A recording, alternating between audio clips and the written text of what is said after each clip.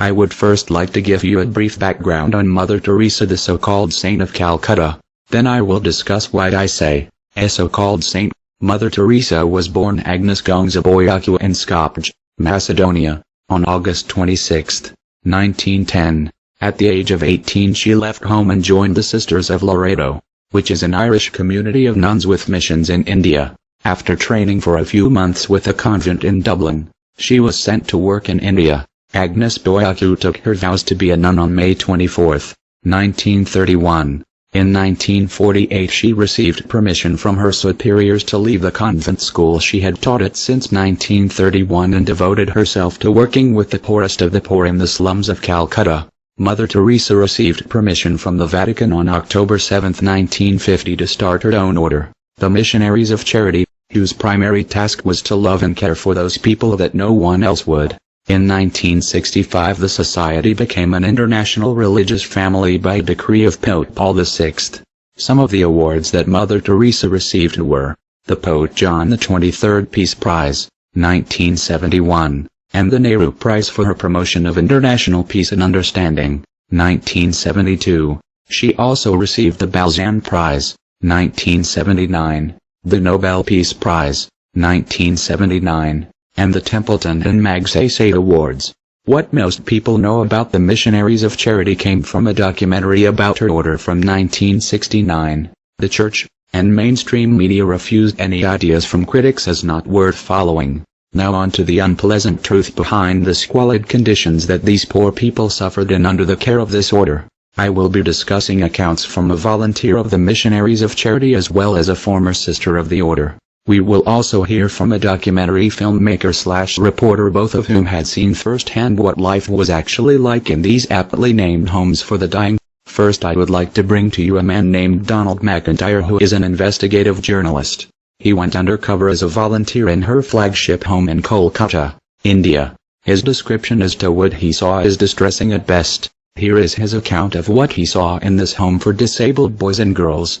I worked undercover for a week in Mother Teresa's flagship home for disabled boys and girls to record Mother Teresa's legacy. A special report for 5 news broadcasts earlier this month.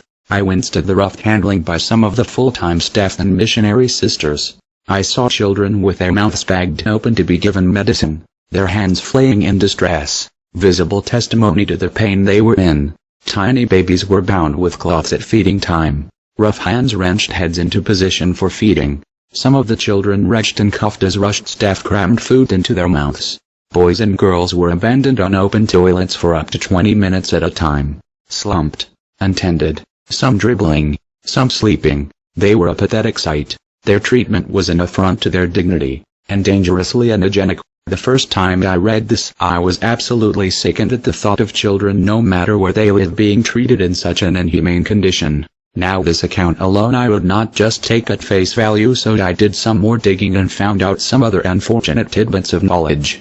The following excerpts are from a story in Free Inquiry magazine called Mother Teresa's House of Illusions by Susan Shields, a former sister in the Missionaries of Charity. She said, "As a missionary of charity, I was assigned to record donations and write the thank you letters. The money arrived at a frantic rate. The mail carrier often delivered the letters in sacks. We wrote receipts for checks of $50,000 and more on a regular basis. Sometimes a donor would call up and ask if we had received his check, expecting us to remember it readily because it was so large. How could we say that we could not recall it because we had received so many that were even larger?"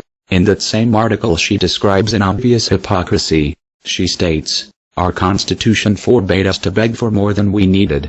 But, when it came to begging, the millions of dollars accumulating in the bank were treated as if they did not exist." In another part Ms. Shields describes the horribly unsafe and unsanitary practice in Haiti of the sisters reusing hypodermic needles until they were blunt in order to keep the spirit of poverty. When some of the volunteers offered to go and get more needles, the sisters refused. At one point the Missionaries of Charity had around $50 million in the bank, and yet they refused to offer the people that needed real help anything but dull needles and horrible living conditions. This is absolutely unconscionable, especially for those that purport to follow Christ's teachings, yet they apparently are obsessed with the suffering of others. This can be seen in some of Mother Teresa's comments, such as, We see Christ in the broken body, and we touch him, and that touches comes from that deep faith that Christ cannot deceive. To me that appears to say she needed the decrepit state and suffering of others for her to be closer to Christ. In conclusion, I am sure some fundamentalists out there are going to say I am lying and that I just hate Catholics and want to discredit a great woman. This could not be farther from the truth. I had no opinion on Mother Teresa or the missionaries of charity other than what I heard from admirers and the news until I started looking into her and her order and read the first-hand accounts of the conditions that these people lived in unnecessarily.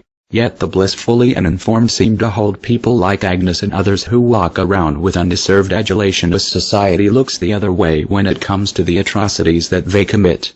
I want to make it very clear the history of the sisterhood does not necessarily reflect its current actions. If you find comfort, security or happiness in the memory and works of Mother Teresa and her order, I am not out to change your mind or defame Catholicism in any way, but purely to inform people of the reality behind those they hold on high as examples to the rest of us. Now unto that end, until next time, courage.